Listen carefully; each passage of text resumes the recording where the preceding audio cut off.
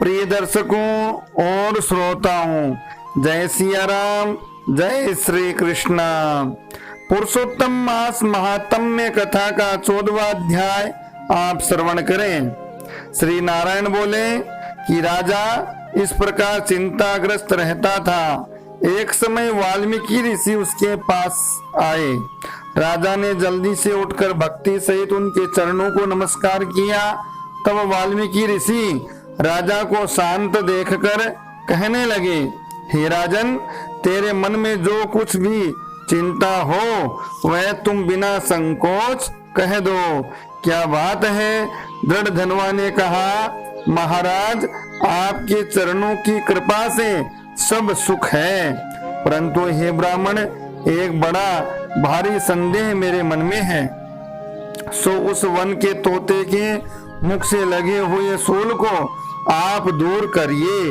वाल्मीकि ऋषि राजा की यह वचन सुनकर बोले कि हे राजन, पूर्व जन्म में तुम द्रविड़ देश में ब्राह्मण के घर में त्रामपुत्र के किनारे उत्पन्न हुए थे। सदैव तुम्हारा नाम था। तुम धार्मिक सत्यवादी, जितना मिले उतने में ही संतुष्ट रहने वाले थे। तुम्हारी स्त्री उत्तम गुणों वाली गौतम ऋषि की पुत्री गौतमी नाम से विख्यात थी। गृहस्थ आश्रम के धर्म में चलने वाले सुदेव को कितना ही काल व्यतीत हो गया, परंतु उनके यहाँ संतति संतान नहीं हुई। एक दिन आसन पर बैठा हुआ अपनी स्त्री से सेवा कराता हुआ थका हुआ वह ब्राह्मण कहने लगा, हे सुंदरी, संसार में पुत्र से परे कोई सुख नहीं, क्योंकि तपदान से उत्पन्न पुत्र परलोक में सुख देते हैं। शुद्ध वंश में उत्पन्न हुई संतति इस लोक और परलोक में सुख देती है। उस श्रेष्ठ संतति को मैं प्राप्त न कर सका तो मेरा जीना ही बेकार है। मैंने उसे वेद अध्ययन नहीं कराया, न उसका विवाह किया, अतः मेरा जन्म व्यर्थ है। इसलिए मेरी मृत्यु शीघ्र ही हो जाए तो अच्छा है। मुझको आयु उम्र प्रिय नहीं है। इस प्रकार अपने पति के वचनों को सुनकर उस सुंदरी के मन में अत्यंत दुख हुआ और बोली, हे प्राणेश्वर, ऐसे तुच्छ वाक्य मत कहो। तुम्हारे जैसे वैष्णव सूरवीर कभी निराश नहीं होते। हे विप्र, आप सत्य धर्म में तत्पर रहें। आपने तो स्वर्ग जीता है। पुत्र की इच्छा है तो हरि जगन्नाथ की आराधना करो।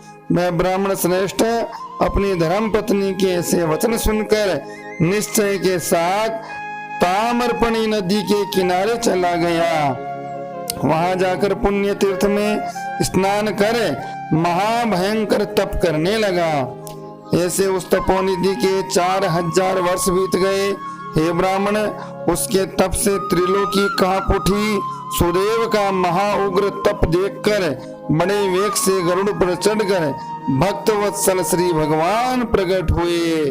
श्री नारायण बोले कि हे नारद जी, नवीन मेघ के समान चतुर्भुज जगत के पालन करने में समर्थ उस मुरारी के आनंदित मुख को देखकर बड़े हर्ष के साथ सुदेव ब्राह्मण ने मुकुंद को, भगवान श्री हरि विष्णु को साष्टांग प्रणाम किया, साष्टांग नमस्कार किया। इसी प्रकार से पुरुषोत्तम मास महात्म्य का 14वां अध्याय यहीं पर संपन्न और विश्राम लेता है।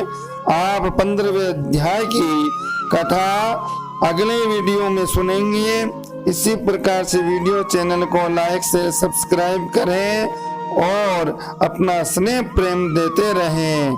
आप बेल आइकन को जरूर दबाएं, जिससे सबसे पहले आप तक वीडियो कार्यक्रम पहुंच जाए। जय सिया राम, जय श्री कृष्णा।